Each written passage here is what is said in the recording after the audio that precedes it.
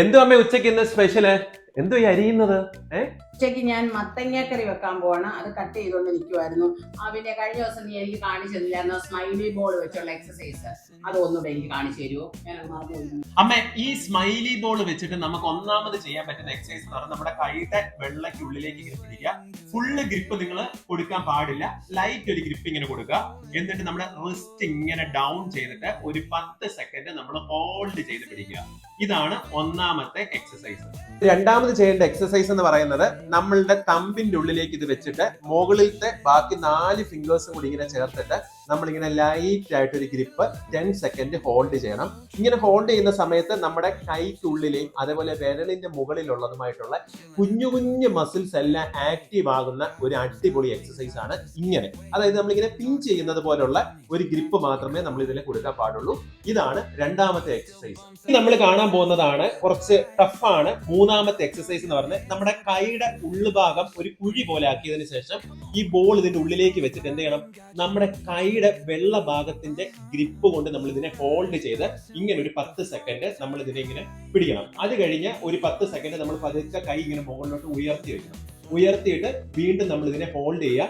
എന്നിട്ട് പതുക്കെ wrist down ചെയ്യുക. അപ്പോഴും ഞാൻ ഓർക്കണം, ഞാൻ ഇതിനെ മുറുക്കി പിടിച്ചിരിക്കുവല്ല, എന്റെ കൈയുടെ വെള്ളയ്ക്കുള്ളിലെ മസിൽസ് കൊണ്ട് ഇതിനെ ഞാൻ മാക്സിമം ഹോൾഡ് ചെയ്യുവാണ്. എന്നിട്ട് പതുക്കെ റിലാക്സ് ചെയ്യുക.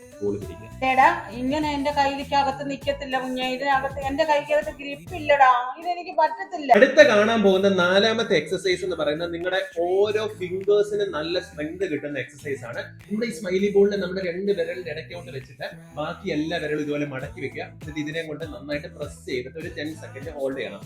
ഇതൊരു 30 തൊട്ട് 50 റൗണ്ട് എങ്കിലും എല്ലാ രീതിയിലും ചെയ്യണം. ഞാൻ മുമ്പേ കാണിച്ചത് എല്ലാ എക്സസൈസും ഒരു 30-50 റൗണ്ടെങ്കിലും ചെയ്താൽ മാത്രമേ നമ്മുടെ ഫിംഗേഴ്സിനും ഹാൻഡിനും റിസ്റ്റിനും ഒക്കെ നല്ല സ്ട്രെങ്ത് കിട്ടത്തുള്ളൂ.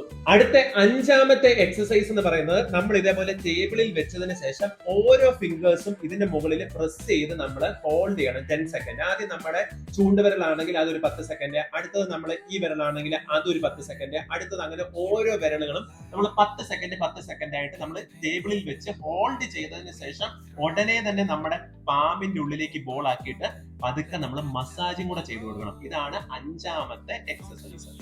ഞാൻ 5 എക്സസൈസ് പറഞ്ഞു തന്നു. അതിനകത്ത് ഒരു മിനിമം 4 എണ്ണമെങ്കിലും ചെയ്യുക. അതിനകത്ത് അല്ലെങ്കിൽ ഒരു ഇഷ്ടമുള്ള സെലക്ട് ചെയ്ത് 2 എണ്ണമെങ്കിലും ചെയ്ത് ആദ്യം പഠിക്കാം. എന്നിട്ട് നമുക്ക് ബാക്കി അടുത്ത ദിവസം പഠിക്കാം. ഓക്കെ, ഇത്രയും മതി. ആ ഒരെണ്ണം എനിക്ക് ചെയ്യാൻ പറ്റത്തില്ല, ഇത്രയും മതി. അതേപോലെ തന്നെ നിങ്ങൾക്ക് ഈ സ്മൈലി ബോൾ വെച്ചിട്ട് ഇതിനകത്ത് എത്ര എക്സസൈസ് ചെയ്യാൻ പറ്റുമെന്നുള്ളത് നിങ്ങൾ കമന്റും കൂടെ ചെയ്തേക്കണം കേട്ടോ. ഷോൾഡർ പെയിന് വേണ്ടി നമ്മൾ ഈ ലൂപ്പ് ബാൻഡ് ഉപയോഗിച്ചിട്ട് നമ്മൾ ഇങ്ങനെ മുകളിലോട്ട് കൈ ഉയർത്തുന്നത്